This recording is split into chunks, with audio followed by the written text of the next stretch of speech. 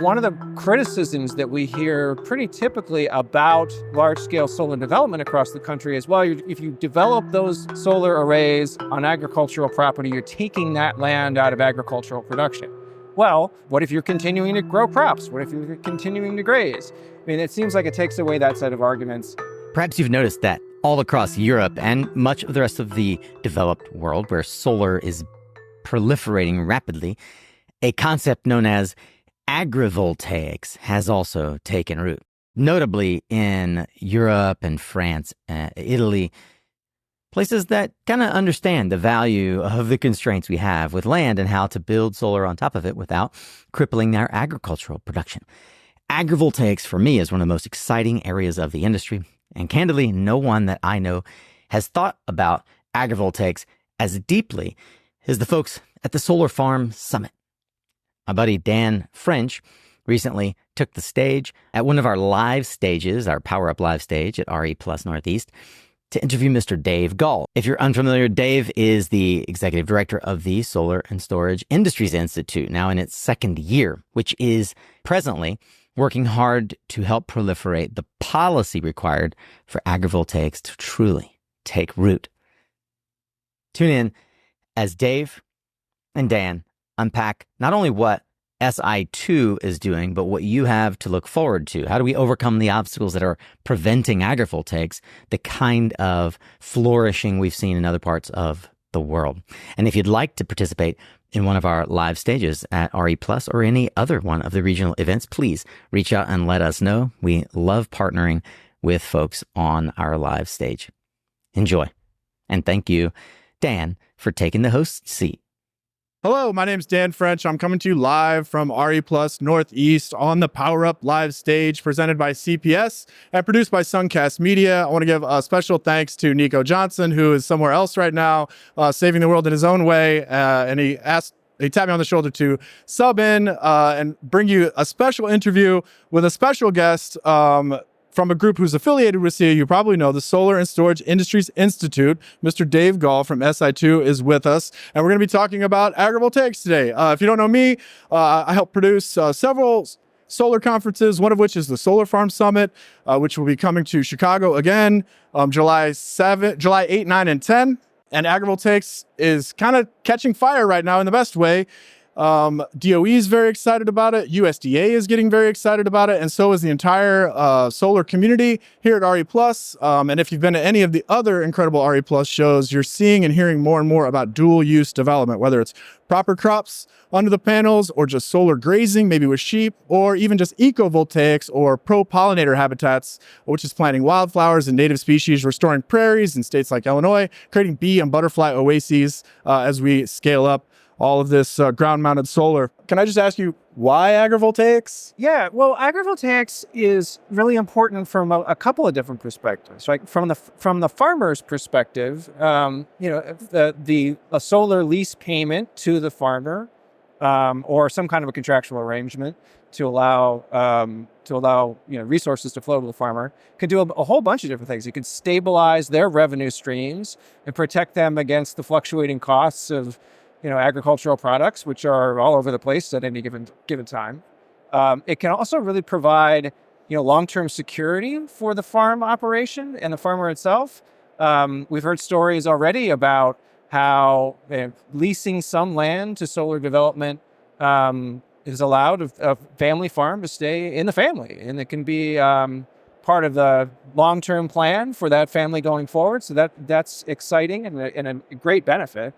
And then there are other benefits too. I mean, one of the criticisms that we hear pretty typically about large-scale solar development across the country is, well, if you develop those solar arrays on agricultural property, you're taking that land out of agricultural production. Well, what if you're continuing to grow crops? What if you're continuing to graze? I mean, it seems like it takes away that set of arguments and, would maintain the character of a community, which is ultimately what those people care about that are advancing arguments like that. They just don't want to see their community change in an irreparable way. And I think there's many examples of kind of the first generation of solar projects, ground mounted stuff, a lot of grading, a lot of gravel, and there's growing pushback on that. If we can keep Mother Nature working and provide those community benefits, I mean, even your neighborhood garden will have extra bees visiting, so your tomato plants might get a little bump. But I appreciate what you said about the revenue too. Those leases pay every month. And I'm genuinely excited about just the pure value add that some of these new agrivoltaic applications may offer for specialty crops or grazing in dryland environments. Climate change, I kind of think about desertification as one of the biggest threats. The deserts are on the march.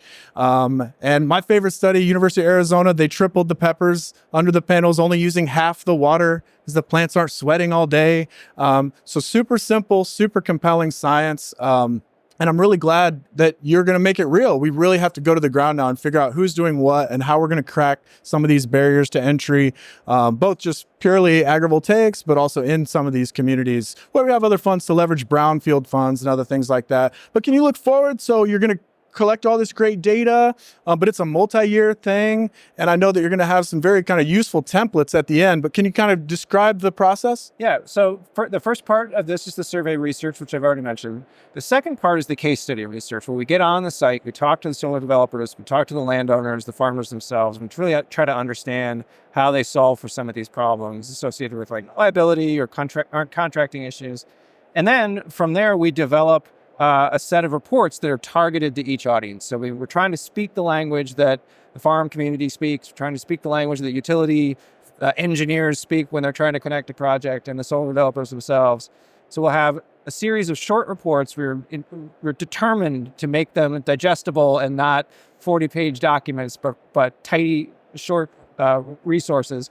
And then in addition to that, we're going to create a series of templates on a grazing contract, for instance. If you want a model grazing contract that you can at least use to start a negotiation to help deployment, or an insurance agreement that will show how you can protect both workers on the site and the solar array itself, and how both parties can work toward that mutually beneficial arrangement.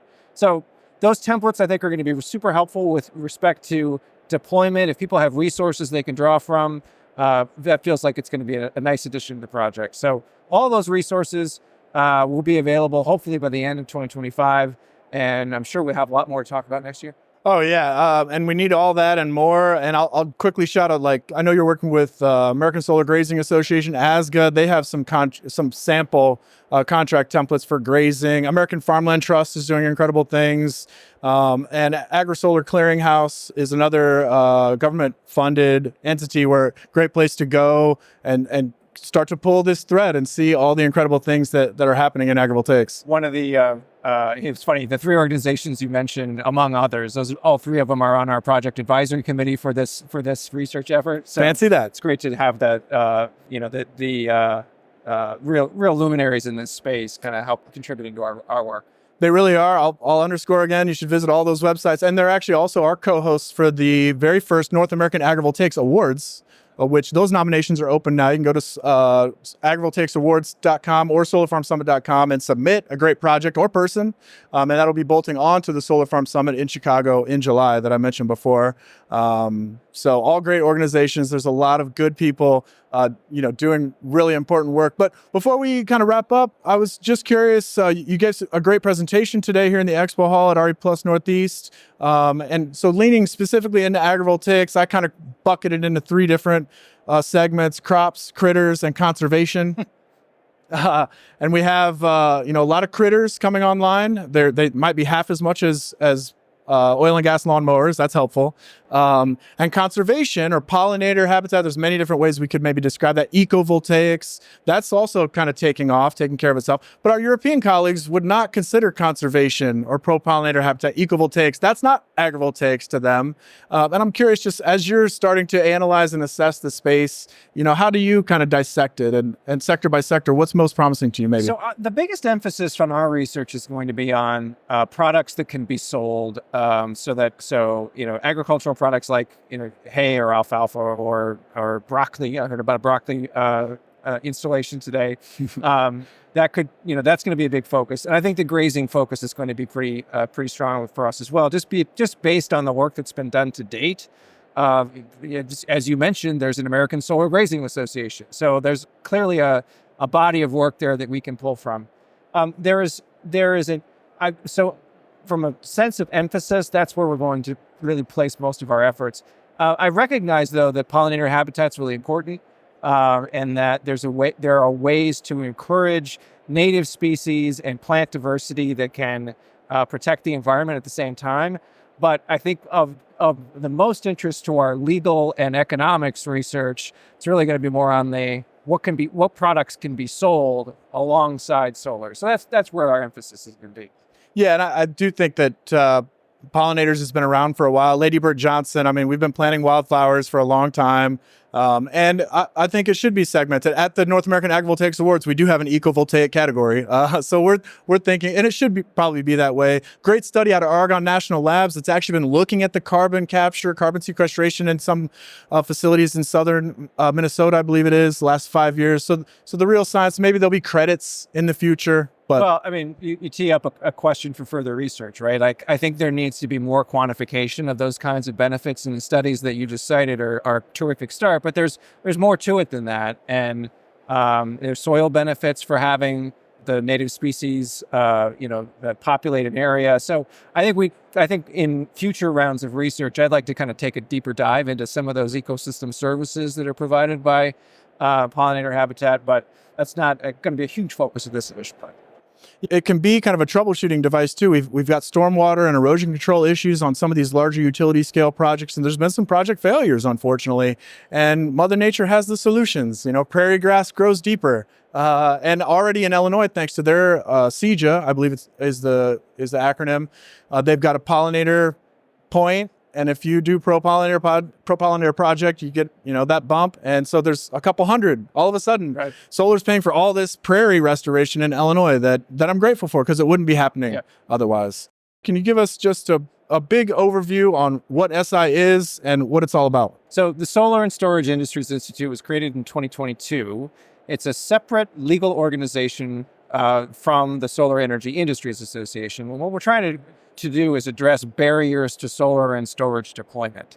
So all the key barriers you can think about: interconnection challenges, siting and permitting challenges, workforce development challenges. The Institute's doing policy research, policy development, and education work to help overcome those barriers and help educate policymakers about some of the solutions that have industry input to help get us over the hump.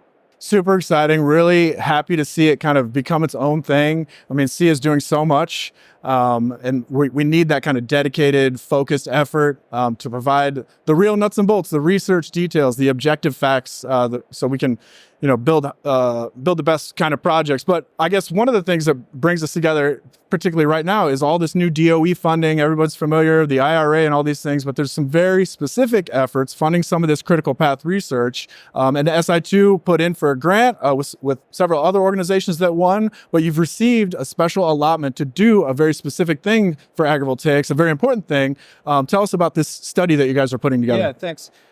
So we were awarded a grant to look at a number of the barriers to agrivoltaic projects across the country.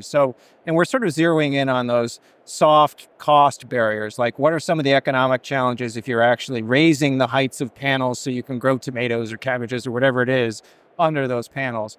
Or what are some of the legal issues and liability issues associated with having farm workers on the same site as a large-scale solar project? How do we protect the farm workers? How do you protect the solar project? So we're diving into those kinds of questions. And so what we started with is some survey research to understand the key challenges that affect the different audiences. So we're targeting farmers, we're targeting their connecting utilities, which tend to be rural cooperatives in this case. We're targeting solar developers as well, because they have a lot of experience with designing these kinds of projects.